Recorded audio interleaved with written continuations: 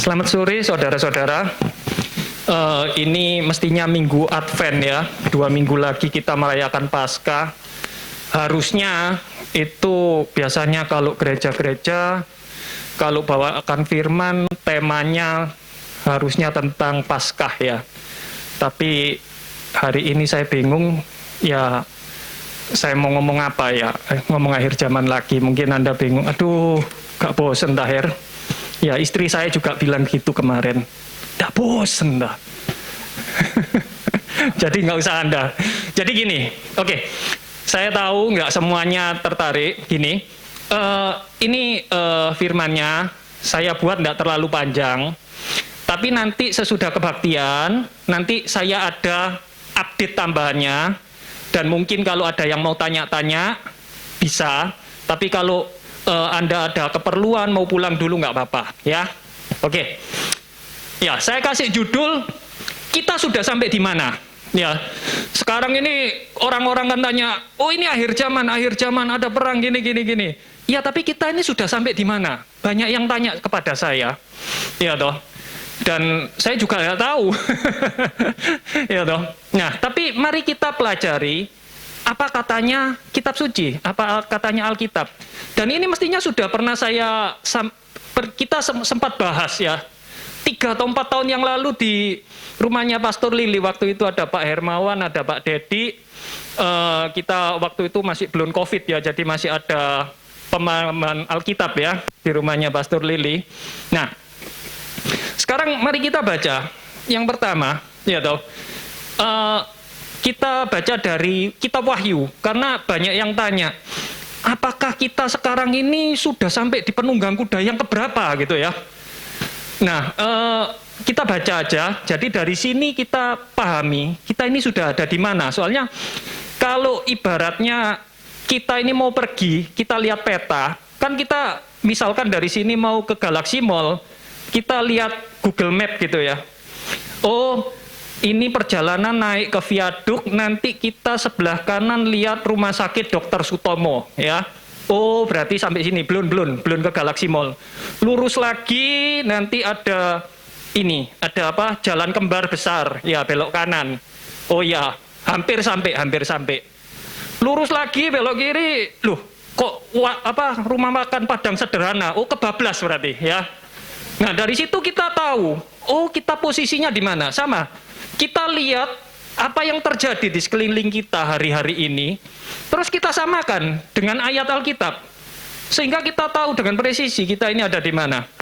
Ya, Wahyu 6 ayat 1 dikatakan, aku melihat ketika anak domba membuka satu dari meterai-meterai itu, dan aku mendengar satu dari keempat makhluk hidup itu berkata, bagaikan bunyi guntur, mari dan lihat. Jadi ini ceritanya, Yohanes waktu di Pulau Patmos dikasih penglihatan, ya toh, dia diangkat ke surga, ya toh, terus dikasih penglihatan apa yang akan terjadi kepada dunia ini di akhir zaman, ya. Terus dia melihat ini. Dan ayat yang kedua, kok gak bisa? Nah, lalu aku melihat seekor kuda putih. Ia yang menunggang di atasnya memegang sebuah busur. Kepadanya diberikan sebuah mahkota dan ia keluar sebagai penakluk yang menaklukkan. Saya pakai Alkitab terjemahan IMB ya, karena menurut saya lebih mendekati dengan versi King James Version-nya. Ya, saya nggak pakai TB. Nah, jadi ada kuda, ada penunggang kuda putih, ya, bawa busur, dia dikasih mahkota. Dan dia akan jadi penakluk yang menaklukkan. Nah, ini bingung loh, ini penakluk menaklukkan. Tapi kalau putih-putih gini, biasanya ada hubungannya dengan Tuhan Yesus. Apakah ini Tuhan Yesus? Siapa yang kira-kira ngomong ini Tuhan Yesus? Nggak ada, berarti bukan Tuhan Yesus. Ya, oke, kita baca lagi ya.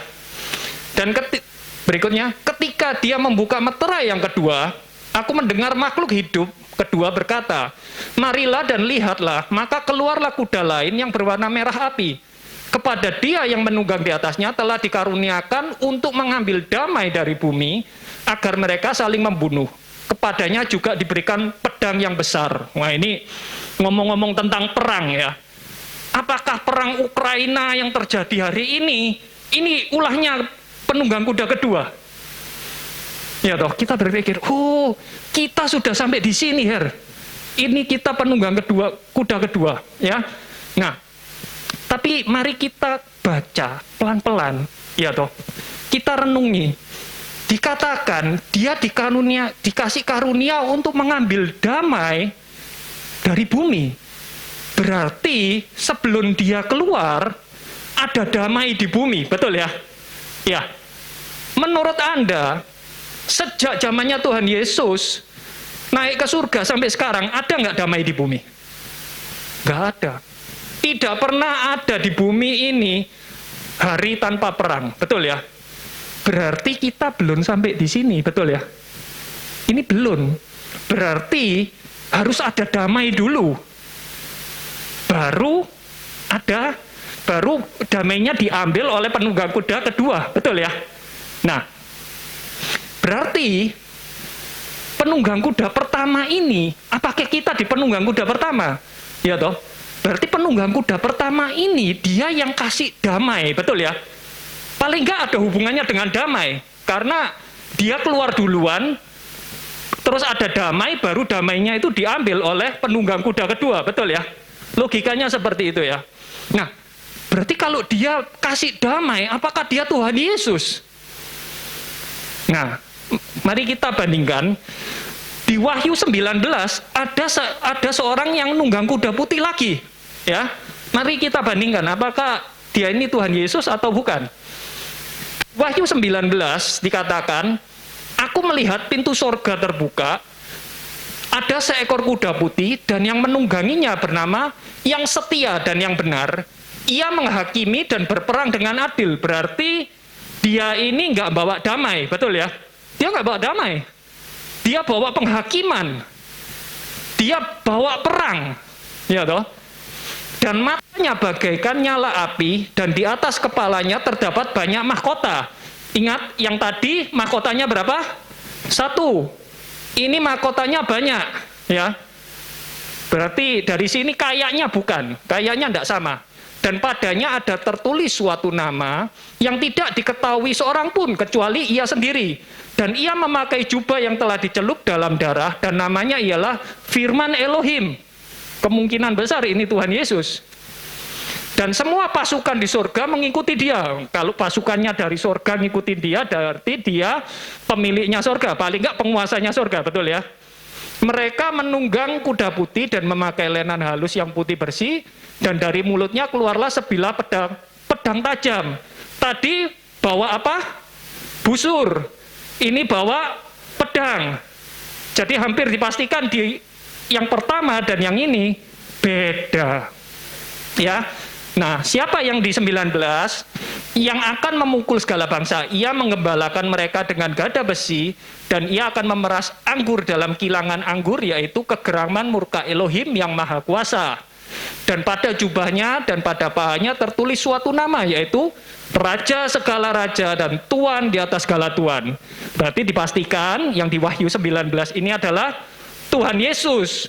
Lah terus yang di Wahyu 6 ini siapa? Ini kan tanda tanya.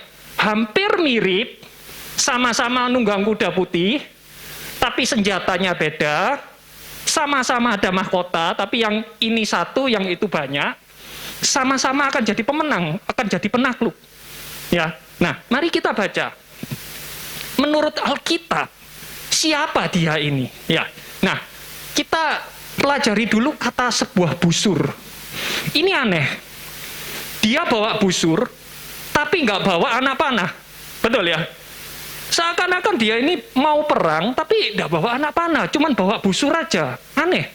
Nah, mari kita pelajari apa katanya Alkitab tentang busur.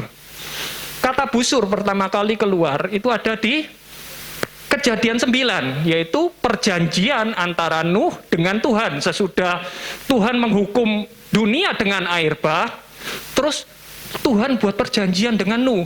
Katanya apa? Inilah tanda perjanjian yang kuadakan antara aku dan kamu, serta segala makhluk hidup. yang bersama-sama dengan kamu turun-temurun untuk selama-lamanya. Jadi ini untuk selama-lamanya, kekal. Busurku kutaruh di awan, supaya itu jadi tanda perjanjian antara aku dan bumi. Apabila kemudian kudatangkan awan di atas bumi dan busur itu tampak di awan, maka aku akan mengingat perjanjianku yang telah ada antara aku dan kamu. Jadi ini busur, kalau ada awan, busurnya kelihatan. Apa ini? Pelangi. Jadi pelangi ini adalah tanda perjanjian. Antara perjanjian apa? Perjanjian damai. Betul ya? Perjanjian damai antara Tuhan dengan manusia. Dan perjanjian ini apa? Kekal. Tuhan bilang perjanjian ini kekal. Perjanjian damai yang kekal. Nah, pelangi ini adalah lambang. Jadi busur ini adalah lambang perdamaian. Betul ya? Nah, karena itu dikatakan busur itu yang dibawa. Jadi penunggang kuda pertama ini dia akan bawa perdamaian. Betul ya? Berarti kalau ada perdamaian, dia ada bawa perdamaian, berarti ada perang. Apakah perang Ukraina ini? Saya harap begitu, tapi ya kita lihat aja seperti apa, betul ya? Tapi paling enggak, kita tahu ancar-ancarnya. Oh, berarti penunggang kuda pertama kita belum nyampe ke sana, penunggang kuda pertama kita juga belum sampai ke sana. Iya toh? Karena perdamaiannya belum. Nah, dan dia ini akan bawa damai. Dan ini persis plek apa yang dikatakan dengan Daniel. Daniel mengatakan di Daniel yang ke-11 ayat 21, ya toh, dikatakan nanti itu ada orang, ini langsung terjemahan Indonesianya, nanti itu di tempat miliknya akan berdiri seorang keji. Kepada siapa mereka tidak akan memberikan kehormatan kerajaan. Jadi orang keji ini tidak dipandang, ya, dipandang sebelah mata. Tetapi ia akan datang dengan damai dan akan mendapatkan kerajaan dengan sanjungan, dengan kalau Inggrisnya flattery, dengan kata-kata pujian, dengan kata-kata manis ya. Jadi orangnya itu damai, terus pinter ngomong ya. Nah, dia akan menaklukkan kerajaan itu dengan itu. Dia akan menaklukkan dunia dengan itu. Dia akan menyesatkan dunia dengan kedamaian, dengan kata-kata pujian. Jadi mungkin kalau ketemu, lama nggak ketemu ya, wah, nggak kelihatan tua ya, tambah muda, tambah cantik, tambah langsing mungkin gitu. Mungkin kalau sekarang ini dia ketemu Putin, Putin, tambah gagah ya, kamu perang menang hebat ya. Udahlah, sekarang sudah menang, sekarang toh sudah menang, sudah apa, udahlah tarik aja prajuritnya, mungkin gitu ya, saya nggak tahu. Nah, tapi paling nggak, ya toh, kita tahu dia ini akan datang dengan damai dan akan memenangkan, menyesatkan dunia dengan sanjungan-sanjungannya. Kenapa kok dunia bisa disanjung, bisa tersesat oleh damai? Karena salah satu atributnya Tuhan, salah satu atributnya Mesias adalah dikatakan apa? Raja damai. Karena itu waktu orang ini datang dengan damai, ini kan salah satu atributnya Mesias, betul ya? Dikatakan dia ini raja damai. Kalau ada perang, ada apa, dia keluar duluan, nanti damai terjadi. Nah, tapi dari mana kita tahu bahwa Daniel 11 ini adalah tentang antikris? Gitu, ya, tahu ya? Kok tahu kalau Daniel 11 ini yang dikatakan di Daniel 11 ini adalah antikris? Karena Tuhan Yesus sendiri yang bilang. Tuhan Yesus di Matius 24 dikatakan, waspada, ya toh, supaya jangan ada orang menyesatkan kamu. Banyak orang akan datang memakai namaku dan berkata, akulah Mesias, dan mereka akan menyesatkan banyak orang, ya toh. Bahkan, ya toh, kamu gak usah kaget, Tuhan Yesus bilang, iblis itu loh bisa nyamar sebagai malaikat terang, ya toh. Nah, Tuhan Yesus juga bilang, apabila kamu melihat pembinasa keji berdiri di tempat kudus, menurut firman yang disampaikan oleh Nabi Daniel. Jadi Nabi Daniel ini Dikutip kata-katanya Nabi Daniel, nubuatannya Nabi Daniel dikutip oleh Tuhan Yesus. Nah, Tuhan Yesus ngutip mana? Daniel 11 ayat ke-31. Tentaranya akan muncul, mereka akan menajiskan tempat kudus benteng itu, menghapuskan korban sehari-hari, dan menegakkan kekejian yang membinasakan. Jadi dari sini kita tahu, Daniel 11 itu adalah tentang Mesias palsu, tentang antikris yang akan datang, yang akan menyesatkan banyak bangsa. Bahkan kalau kita baca, di ayat yang ke-37, kita akan tahu rencana antikris dan siapa antikris ini nantinya. Dikatakan di ayat yang ke-37, ia tidak akan mengindahkan Elohim leluhurnya, tidak berhasrat kepada wanita-wanita, atau mengasihi ilah manapun, sebab ia akan membesar-besarkan dirinya di atas semua itu. Kalau Anda baca ini apa? Berarti antikris ini kemungkinan LGBT, betul ya? Dan dia akan menyesatkan. Bukan cuma menyesatkan dunia, bahkan Tuhan Yesus bilang apa? Menyesatkan orang-orang pilihan. Dan itu yang terjadi hari-hari ini. Betul ya? Orang-orang pilihan, gerejanya Tuhan sendiri, itu sekarang jatuh. Dan apa yang dipakai lambangnya? Pelangi. Pelangi yang artinya itu apa? Perjanjian kudus antara Tuhan dengan manusia, perjanjian damai. Tapi dipakai dan dipelintir, dinajiskan, sehingga jadi untuk LGBT. Apa? Pernikahan sejenis sekarang diberkati di gereja. Tolong di Alkitab sebelah mananya Anda, saya mau tahu satu aja yang sama Tuhan ini dibenarkan. Transgender pun sekarang jadi pastor bisa. Ini pastor transgender. Bahkan kalau sekarang di Amerika, Anda itu gender bisa milih. Gender X sekarang di Amerika. Ini paspornya diterbitkan nanti tanggal 11 bulan ini Amerika. Kalau Anda merasa saya bukan laki, saya bukan perempuan, oke, boleh X. Ini yang terjadi. Kenapa? Tuhan bilang apa? Tuhan menciptakan manusia itu apa? Laki-laki dan perempuan. Kenapa? Karena itu adalah gambaran Tuhan sendiri. Manusia diciptakan menurut gambarnya. Dan image itu yang mau dirusak sama setan, ya toh. Jahat Tuhanmu kalau kayak gitu. Lah kalau kamu perempuan tapi apa terperangkap dalam tubuh laki-laki gimana? Betul ya? Itu kan alasannya mereka. Bahkan yang membuat saya lebih sakit hati, sekarang ini lagi ngetren Tuhan Yesus itu transgender. Ini gimana ini?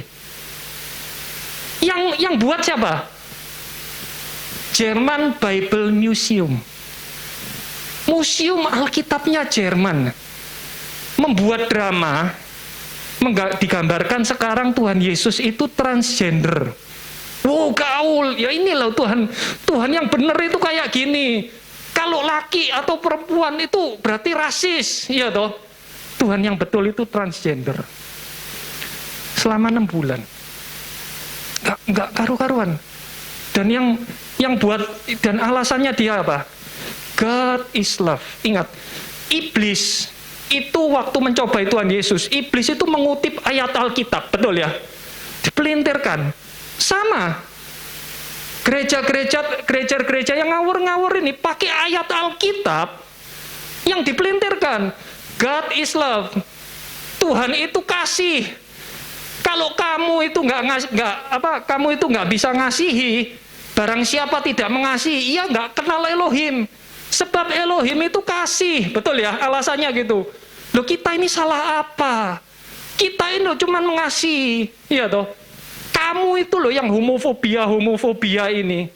Tuhan itu benci orang-orang sama kamu, betul ya? Tapi mari kita baca. Kalau kita belajar, kita jangan mau disesatkan, jangan mau dipelintirkan.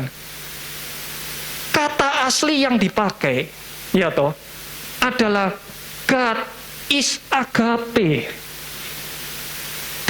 Kalau kasihnya kita suami istri itu apa? Eros. Kasih tentang daging, ketertarikan secara daging, secara fisik, ya toh. Tuhan itu spirit, Tuhan itu roh. Gimana bisa mengasihi secara daging, secara eros? Gak ada. Tuhan itu agape. Di Yohanes dikatakan apa? Bukan kamu yang lebih dahulu, tapi Tuhan yang terlebih dahulu mengasihi kamu. Itu kasih Tuhan, kasih tanpa syarat. Agape itu cuma kasihnya Tuhan aja. Jadi jangan mau dipelintirkan bahwa kamu itu kalau nggak bisa mengasihi, berarti kamu bukan pengikut Kristus yang sejati. Jangan salah. Ini, ya. Jadi ingat, firman Tuhan jangan sampai dipleset-plesetkan. Bahkan demi memelesetkan, mereka buat Alkitab sendiri. Queen James Bible, ya toh. Kita pegangannya King James Bible. Mereka buat Queen James Bible. Pengarangnya siapa? God. Tuhan sendiri. Ini apa-apaan? Jadi pelangi, tanda damai antara Tuhan dengan manusia diplesetkan seperti ini. Ya. Bahkan mereka punya kekuasaan lebih daripada kita.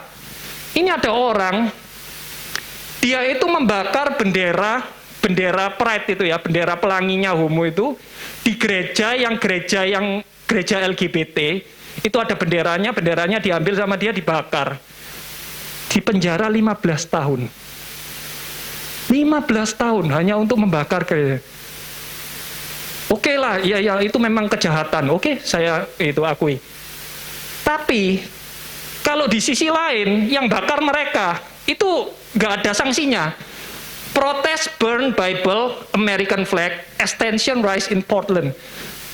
Tapi kalau Alkitab dan bendera Amerika Serikat dibakar, diinjak-injak, nggak ada konsekuensinya. Loh ini kan aneh. Lihat tanggalnya. Ini tahun 2019 Desember, yang ini tahun 2020 Agustus. Aneh, jadi kalau dari sisinya yang sana, itu kalau kita melakukan sesuatu yang kecil aja, hukumannya 15 tahun. Kalau mereka bakar bendera Amerika, ini bendera nasional, kalau bendera merah putih jatuh, yang jatuhkan itu bisa kena sanksi. Ini dibakar, diinjak-injak sama Alkitab sekalian. Gak ada sanksi. Berarti apa? Kekuasaannya mereka itu di atasnya kita. Betul ya? Dan bukan cuman mungkin cuman orang Kristen, orang Yahudi juga.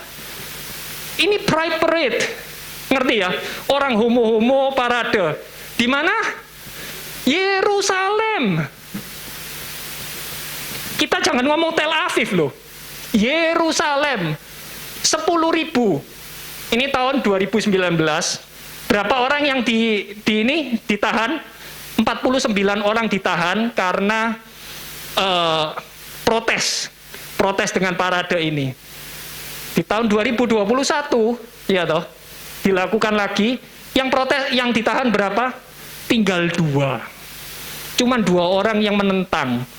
Nentangnya pakai apa? Ditahan gara-gara apa? Bawa poster. Cuman bawa poster aja, itu kejahatan, sudah. Jadi ngerti ya, kekuasaannya mereka tambah besar, akhirnya kita ini akhirnya tambah lama tambah takut. Dari 49 tinggal 2 yang protes. Oh ini kan penduduknya, Sekarang pemerintah Israel mengakui dan mengibarkan bendera. Benderanya pelangi LGBT. Gaul. Ya. Ngikutin perkembangan zaman. Israel Foreign Ministry wave LGBTQ pride flag for the first time 2021. Jadi bukan cuman orang-orang saja sekarang yang disesatkan, tapi juga orang-orang pilihan, gerejanya Tuhan, bangsa pilihannya Tuhan, itu ikut disesatkan. Dan dengan dalih apa? Demi kemanusiaan, demi kasih, demi damai. Justru kalau kita ini pegang firman Tuhan, kita ini orang-orang yang anti damai, kita ini orang-orang yang jahat. Betul ya? Diplesetkan seperti itu. Ya. Nah, tapi itu enggak masalah. Kenapa? Karena memang harus terjadi. Paulus sudah kasih tahu sebelumnya. Kita baca dari 2 Tesalonika 2 ya. Saudara-saudaraku, mengenai kedatangan Tuhan kita Yesus Kristus dan berkumpulnya kita dengan Dia. Jadi Tuhan Yesus datang sekaligus kumpul sama kita. Ini apa? Rapture ya. Kami meminta supaya kamu jangan cepat bingung atau takut, baik oleh nubuatan maupun pernyataan atau surat yang dikatakan dari kami, seolah-olah hari Kristus telah datang. Kamu jangan mau dibodohi orang. Sekarang banyak hoaks, sekarang banyak berita-berita palsu. Paulus bilang gitu, ya toh? Seakan-akan apa? Rapture itu sudah terjadi. Tuhan Yesus sudah datang. Kalau kamu masih di sini, berarti kamu ketinggalan. Ada yang salah dengan kamu. Paulus sudah warning. Paulus sudah kasih tahu. Jangan ada orang yang menyesatkan kamu dengan cara apapun, kecuali bahwa pertama-tama kemurtatan, bahasa Inggrisnya falling away, itu datang. Jadi kita lihat ya, tadi kemurtatan sudah datang, betul ya? Itu murtad itu bukan selalu berarti bahwa kita sudah tidak percaya dengan Tuhan Yesus, kita ikut kepercayaan lain, bukan. Falling away itu artinya kita ini jatuh dari kebenaran yang sejati, ya, seperti ini sudah jatuh dari kebenaran yang sejati. Yesus transgender, jatuh dari kebenaran yang sejati. Firman Tuhan sekarang Alkitab baru, ini yang lebih presisi, ini yang lebih betul. Punyanya kita itu sesat. Bahkan apa? Sekarang apa? Banyak ada juga yang namanya replacement theology. Tuhan Yesus, sekarang itu zamannya gereja. Orang Kristen itu menggantikan Israel. Tuhan itu benci sama Israel. Tuhan itu sayangnya sama kita. Kita ini menggantikan Israel. Ya. Tuhan Yesus itu dipateni sama orang Yahudi. Kita ini loh, orang-orang pilihannya yang sekarang. Ini salah. Paulus nggak bilang begitu. Ya. Terus ada lagi apa? Universalism. Yang mengagetkan bagi saya, dan sangat saya sayangkan, salah satu penganutnya ini Billy Graham.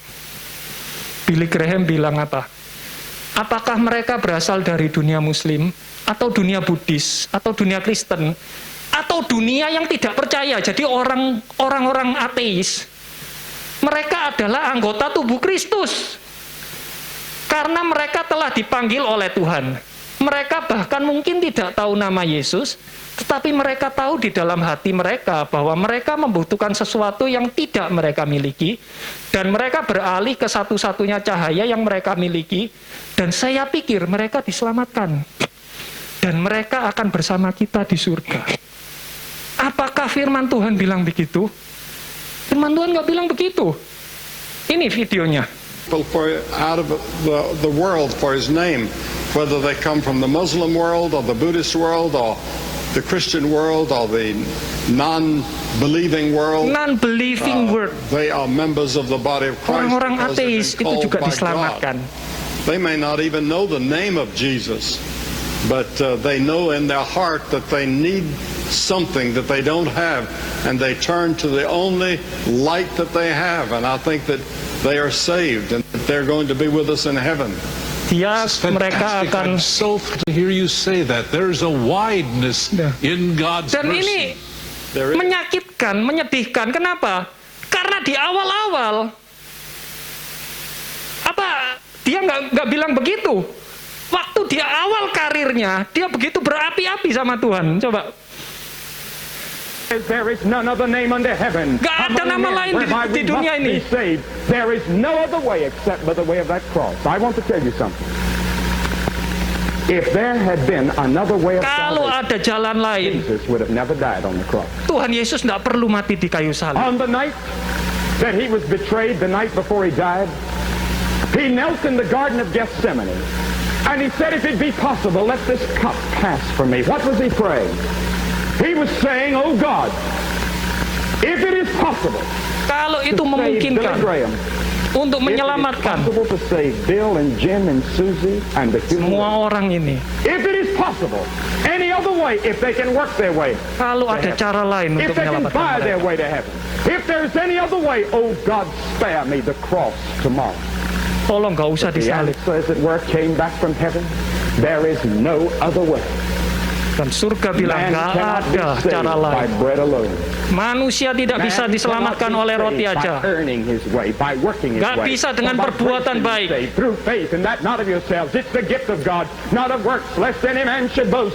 There is only one way. Hanya that ada men satu can get jalan. to heaven. One road. Jesus said it was a narrow road. He said Tuhan the gate Yesus was bilang narrow. dia adalah jalan yang sempit. And it's the cross, and I must come to his cross. That's the reason that 1/3 of Matthew, 1/3 of Mark, that's the reason that 1/2 of John is given over to the death of Jesus Christ in Hay's Life of Lincoln. There are 5,000 pages, and Lincoln was dramatically assassinated. Jadi kita lihat ya, dia dulu berapi-api memenangkan berjuta-juta orang di Amerika. Bahkan dikatakan penginjil yang membawa Amerika kepada Tuhan itu Billy Graham. Tapi di masa tuanya dia falling away. Dia jatuh, dia tersesat. Nah, jadi Paulus bilang apa? Pertama-tama kalau mau akhir zaman itu Tuhan Yesus datang, pertama-tama harus ada kemurtatan. Baru manusia durhaka, yaitu anak kebinasaan itu menyatakan diri. Baru antikris itu menyatakan diri. Tapi, ada tapinya. Nah, ia akan menentang dan meninggikan diri di atas semua yang disebut dan disembah sebagai Elohim. Bahkan ia duduk di bait Elohim dan menyatakan diri sebagai Elohim. Dan ini persis plek dengan apa yang dinubuatkan oleh Nabi Daniel. Daniel bilang apa? Ya ini untuk akhir zaman ya, memurnikan mereka sampai akhir zaman. Jadi akhir zaman katanya Daniel, akhir zaman itu belum mencapai waktu yang telah ditetapkan. Maka raja itu akan berbuat semaunya dan akan memuliakan, membesar-besarkan dirinya di atas segala ilah. Bahkan berbicara tentang hal-hal yang menakjubkan, yang menentang Elohim, segala ilah, dan akan beruntung sampai murka itu digenapi. Jadi dia waktu meninggikan diri nggak langsung sama Tuhan, nggak langsung dihukum, betul ya? Dia masih beruntung katanya. Sebab apa yang ditetapkan akan terjadi. Ia tidak akan mengindahkan Elohim leluhurnya, tidak berhasrat kepada wanita-wanita atau mengasihi ilah manapun, sebab ia akan membesar-besarkan dirinya di atas semuanya itu. Berapa lama dia akan membesarkan dirinya, meninggikan dirinya, dikasih kuasa? Alkitab bilang 42 bulan. Wow, dan dari mana? Kitab Wahyu. Jadi kita lihat ya, apa yang dikatakan Paulus, dikatakan Daniel, dikatakan Yohanes, itu bisa jadi satu semua. Apakah ini kebetulan? Nggak mungkin. Paulus nggak pernah ketemu Yohanes, apalagi ketemu Daniel. Tapi mereka berbicara tentang satu yang sama semua. Berarti ini adalah apa? Penetapan. Ini pasti terjadi. Ya. Nah, terus kembali lagi Paulus bilang apa? Tidak ingatkah kamu bahwa sudah berulang kali aku mengatakan hal ini kepadamu ketika aku masih ada bersama dengan kamu. Sekarang kamu tahu apa yang masih menahannya. Jadi antikris nggak bisa menyatakan dirinya. Dia mungkin sudah ada sekarang ini. Kemungkinan besar sudah ada. Tapi dia nggak bisa menyatakan diri. Sehingga ia baru akan menyatakan dirinya pada waktu yang telah ditentukan. Jadi kita lihat. Apa yang masih ada yang menahan? Siapa yang menahan? Roh Kudus yang ada dalam kita, betul ya? Karena ini kita ngomong antikris. Kalau kita nggak mungkin bisa nahan, betul ya? Butuh kuasa ilahi, kuasa dari surga yang bisa nahan. Karena apa? Secara diam-diam kedurhakaan itu sekarang sudah bekerja. Sudah bekerja belum kedurhakaan? Dari apa yang kita lihat, sudah kerja. Berarti kita ini sudah dekat betul ya. Hanya saja masih ada yang menahannya. Jika yang menahannya ini disingkirkan, bahasa Inggrisnya taken out, diambil dari dunia ini, baru maka si pendurhaka itu akan dinyatakan. Dia akan menyatakan diri, hei, aku ini loh Mesias, betul ya. Tapi selama masih ada kita, ada yang nahan, dia nggak bisa itu. Tetapi Tuhan akan membinasakannya dengan napas dari mulutnya dan melenyapkan dia pada saat dia datang kembali. Berarti ini ada dua event ya. Kita diambil, itu nggak sama dengan waktu Tuhan Yesus datang kembali, betul ya? Kata-katanya jelas ya. Kita diambil duluan, kita di rapture duluan, baru nanti dia dibinasakan oleh Tuhan dengan apa? Napas dari mulutnya. Dan ini sama seperti apa yang dikatakan oleh Alkitab. Dikatakan tadi apa? Di Wahyu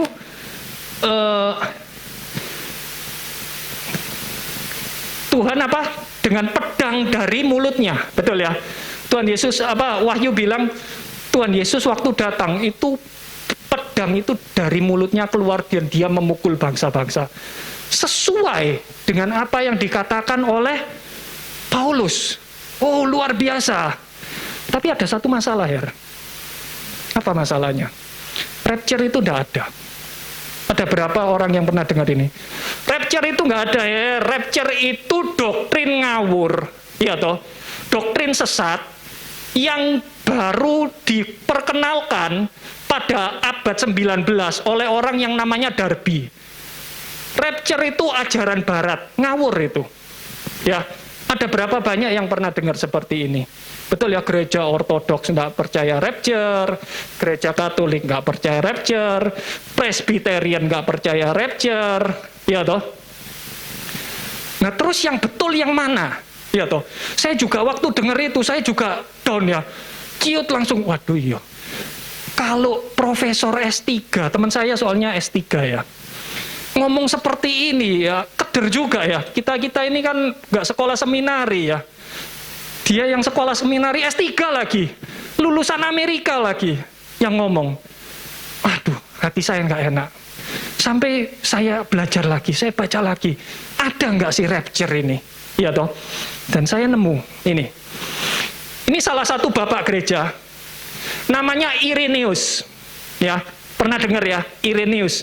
Irenaeus ini dia murid dari Polikarpus. Polikarpus itu murid langsung dari Yohanes Pembaptis. Yohanes Penginjil. Yohanesnya muridnya Tuhan Yesus. Rasul Yohanes. Dia hidupnya tahun 120 sekian. Nah ini nggak bisa dibaca. Pokok abad kedua. Ya, Irenaeus ini dia buat buku. Bukunya judulnya Against Heresy. Against Heresy itu apa? Melawan ajaran sesat. Ya, heresy itu ajaran sesat. Ya. Oh mungkin daif. Enggak ya. Ini Anda lihat ya. Saya sampai kasih linknya. www.orthodox ebooks. Jadi ini website resminya gereja Ortodoks ya. Anda kalau mau belajar, mau lihat bukunya ini Against Heresy. Buku kelima, pasal 29, ayat 1, dikatakan, langsung Indonesianya, dan karena itu, ketika berada di akhir, gereja akan tiba-tiba diambil dari ini. Ini apa? Rapture. Loh ini yang ngomong Irenaeus loh, bapak gereja, Ortodoks. Dia bukan orang sesat. Dia memerangi kesesatan. Dia ini di bukunya dia tulis sendiri. Dan sesudah gereja diambil, apa yang dikatakan?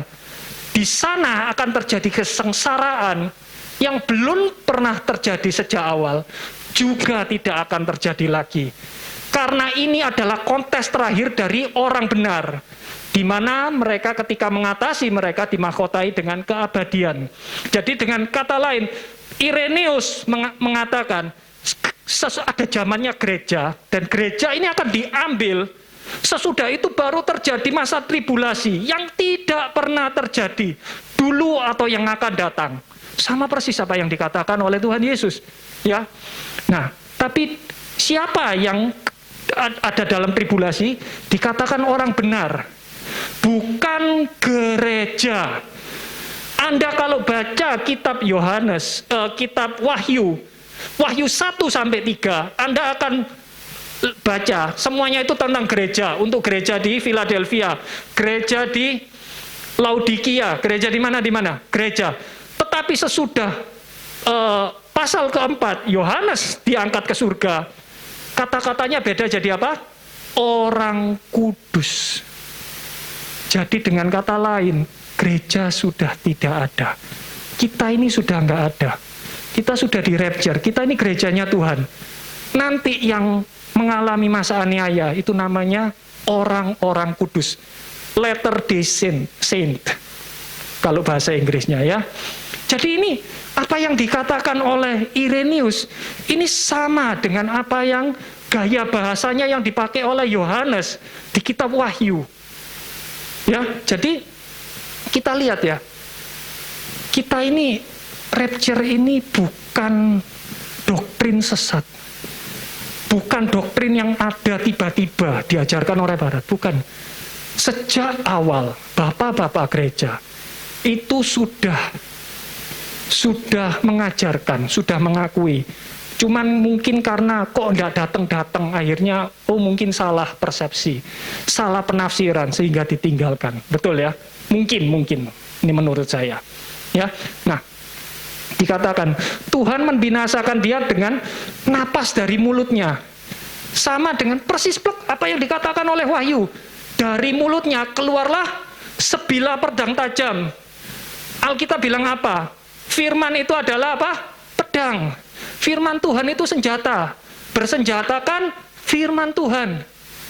Jadi apa yang dikatakan oleh Daniel, oleh Paulus, oleh Yohanes, sama persis plek. Semuanya sama. Ya, kedatangan si pendurhaka itu adalah pekerjaan setan yang disertai dengan segala kuasa, tanda-tanda dan mujizat-mujizat palsu, dengan tipu daya kefasikan. Jadi enggak dengan kekerasan, tapi dengan tipu daya kefasikan. Oh, homo itu kalau menurut ajaran yang benar itu homo katanya enggak boleh, itu salah. Boleh. Tuhan itu lu kasih. Kalau saya aja bisa ngasihin kamu apalagi Tuhan, betul ya? Dengan tipu daya, ia akan menipu mereka yang akan binasa karena mereka menolak dan tidak mencintai kebenaran yang akan menyelamatkan mereka. Mereka itu pilih-pilih.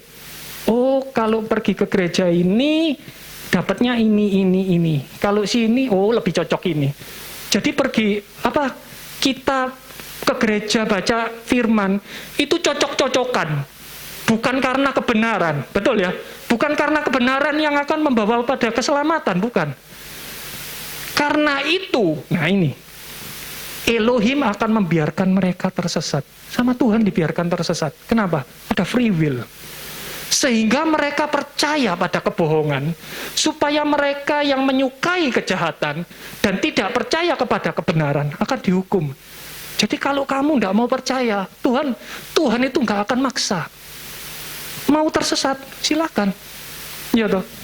Tuhan biarkan tersesat. Apakah Tuhan nggak sayang? Loh, Tuhan sayang. Tapi Tuhan kasih kebebasan. Kamu mau milih yang kemana? Saudara-saudaraku yang dikasihi oleh Tuhan, kami senantiasa bersyukur kepada Elohim karena kamu. Sebab sejak semula Elohim telah memilih kamu untuk diselamatkan oleh roh yang menyucikan kamu. Jadi kita ini diselamatkan karena apa? Karena Elohim sudah memilih kita sejak semula. Tapi coba bacalah. Dan oleh kebenaran yang kamu percayai. Jadi kita ini dipilih, tapi kita ini harus percaya juga. Betul ya? Oleh kebenaran yang... Jadi kalau kamu sudah dipilih, tapi kamu nggak mau percaya, ya sama Tuhan dibiarkan tersesat. Sama. Oleh dasar iman kekristenan kita. Sebab karena Elohim sangat mengasihi dunia ini, sehingga ia mengaruniakan putranya yang tunggal, supaya setiap orang yang percaya. kasihnya Tuhan itu sayang banget sama seluruh dunia. Dia ini memilih dunia ini untuk diselamatkan sejak semula. Tetapi orang-orang yang mendapatkan hidup kekal adalah orang-orang yang mempercayai panggilannya, percaya pada kebenarannya. Ya, ini saya baca loh. Saya bukan nyimpulkan, saya baca loh ya. Jadi jangan marah sama saya. Ya, dipilih sejak semula, tapi harus kebenaran yang kamu percaya. Ada sisi dari kita bahwa kita percaya panggilan itu. Kita percaya akan kebenaran itu.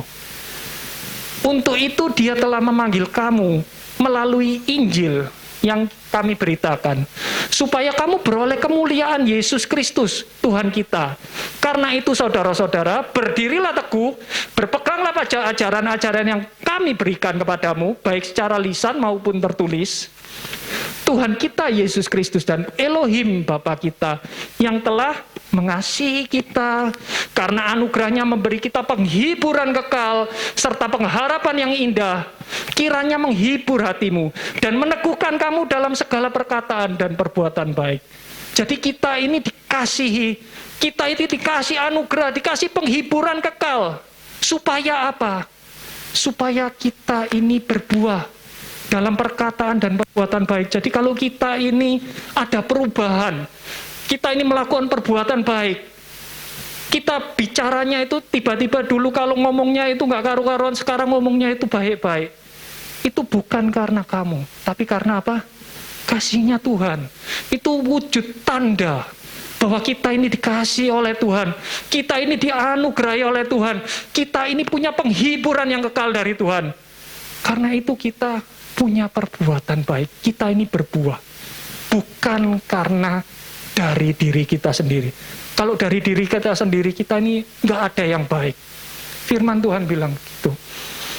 Dan sekarang sesudah semuanya itu, kita mungkin mau ambil kesimpulan. Her, dari tadi ngomong terus, kita ini sampai mana, Her? Betul ya? Ya, oke. Kita lihat ya. Meterai kedua, kita belum sampai. Betul ya? Penunggang kedua kita belum sampai. Penunggang kuda pertama, kita juga belum sampai. Tapi kemurtatan, kita sudah lihat. Ya. Berarti, kita ini antara penunggang kuda merah belum, penunggang kuda putih belum, perang dan kedurhakaan kita sudah lihat. Berarti kita ini di antara ini, betul ya? Sesudah ini, gereja akan diambil oleh Tuhan. Dan kemudian yang bertanding adalah orang-orang kudus. Nah ini petanya seperti ini. Dan kalau Tuhan Yesus bilang apa? Kalau kamu lihat, bukan kamu pikir, bukan kamu kira-kira, bukan kamu hitung. Kalau kamu lihat, hal-hal ini terjadi. Hal-hal apa aja? Yang di Matius 24, nabi-nabi palsu, berita-berita tentang perang, ya toh, bangsa bangkit melawan bangsa, ya toh, kelaparan, wabah penyakit, gempa bumi, dan semuanya ini Tuhan Yesus bilang global di segala tempat dalam satu waktu. Kita sudah lihat semuanya ini, enggak? Kita sudah lihat semuanya ini. Ditambah apa? Jangan kurang ya. Perumpamaan pohon ara. Pohon ara berbicara tentang Israel. Israel harus kuat. Ini ada pertemuan di Negev beberapa hari yang lalu. Pertemuan apa? Negara-negara Arab datang ke Israel, ya toh, buat pertemuan. Mereka takut. Ini Iran ini gimana ini? Kalau kita diserang Iran gimana? Mereka datangnya kemana? Ke Israel. Kenapa kok mereka datangnya ke Israel? Karena tahu yang kuat di daerah Teluk sekarang ini, di daerah Timur Tengah, negara yang kuat, satu-satunya negara yang bisa melawan Iran cuman Israel. Negara mana aja? Negara Uni Emirat Arab, Mesir, Maroko, Bahrain. Ini dulunya negara-negara yang benci sama Israel, bersumpah Israel yang hancur atau kita yang hancur. Tapi sekarang damai. Bahkan sekarang bergantung pada Israel. Berarti apa? Pohon ara itu sudah mulai bertunas, berbuah. Pohon aranya kuat. Dan Tuhan Yesus bilang apa? Kalau kamu lihat semuanya itu, ketahuilah apa? Waktunya sudah dekat. Sudah berada di ambang pintu. Ya, kita sudah lihat semuanya, sudah. Jadi ya kira-kira seperti itu. Nah, tapi Her, kapan Her gak datang-datang Her? Ya toh, Bu Lili telepon saya, Her ya apa, ada perkembangan apa? Ya gini, Habakuk bilang apa? Sebab penglihatan itu masih menunggu waktu yang ditentukan, ada waktunya. Tetapi saatnya itu akan segera tiba tanpa dusta. Percaya sama firman Tuhan. Nggak mungkin Tuhan berdusta, pasti datang. Jika berlambat-lambat, tetaplah menantikannya. Karena pasti akan datang dan tidak akan tertangguh. Jadi ada waktunya, pasti datang. Kalau kita, Tuhan, ayo Tuhan, cepetan Tuhan, Isa sekarang Tuhan, rapture-nya. Nggak akan bisa. Tuhan ada waktunya. Tapi kalau waktunya sudah tiba, Tuhan, anak saya masih kecil, belum kawin Tuhan. Saya belum punya putu Tuhan. Saya baru buat perusahaan, belum cuan Tuhan, masih sudah rapture ya. Nggak bisa. Kalau sudah datang waktunya nggak bisa ditahan. Tapi kalau belum, kamu minta tiap hari, tiap saat juga nggak mungkin datang. Tuhan punya waktunya sendiri. Amin. Nah, terus selagi nunggu, kita bisa apa? Nunggu itu bukan sesuatu yang mengenakan, Tuhan tahu. Tapi ada manfaatnya. Tuhan bilang apa? Karena engkau telah memelihara firman-Ku untuk tetap tabah, maka aku juga akan apa? Melindungi engkau dari, bukan melindungi engkau melalui. Kalau melalui berarti kita ini masih ikut. Tapi kalau dari, kita tidak ambil. Dari apa? Dari masa pencobaan yang akan segera datang atas seluruh bumi untuk mencobai mereka yang tinggal di bumi. Kalau Tuhan sampai bilang ini, berarti kondisi hari ini, apa yang kita alami, tidak ada apa-apanya dengan apa yang akan terjadi di kemudian hari. Karena itu Tuhan harus ambil. Dan bukan cuma itu aja. Ini nunggu pun ada hadiahnya. Selanjutnya tersedia bagiku apa?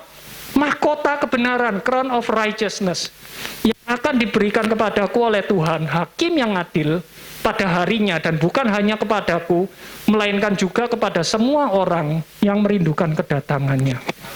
Jadi waktu kita tunggu, kita merindukan, tuh kapan Tuhan, enggak ini loh, enggak sia-sia, ada hadiahnya.